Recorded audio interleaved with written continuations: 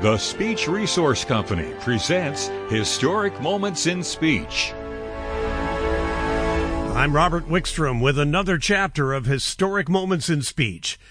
This time, it's all about Fireside Chats, which was a series of radio broadcasts that President Roosevelt gave as a means of direct communication with the American people. When FDR became president, the nation was suffering from the Great Depression. It was vital to talk to the people about the sweeping changes of his New Deal, and the radio provided a perfect medium. Families gathered around their living room radios in the comfort of their own homes and listened to the President of the United States.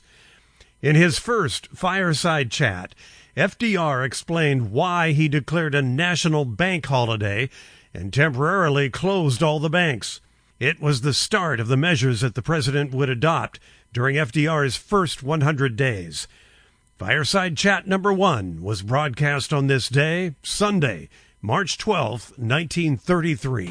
My friends, I want to talk for a few minutes with the people of the United States about banking. To talk with the comparatively few who understand the mechanics of banking, but more particularly with the overwhelming majority of you who use banks for the making of deposits and the drawing of checks. I want to tell you what has been done in the last few days and why it was done and what the next steps are going to be.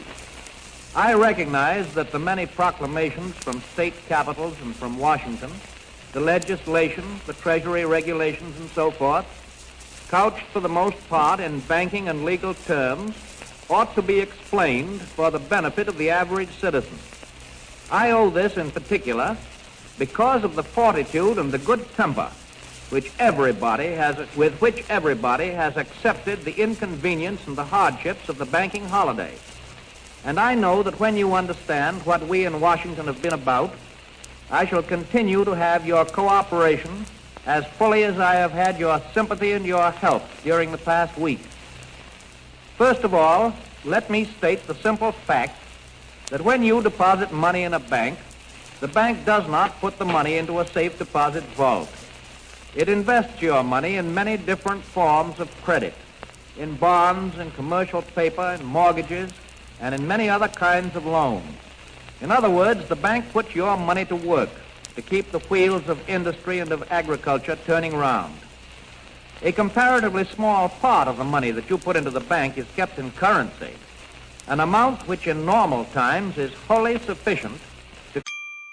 Sample complete. Ready to continue?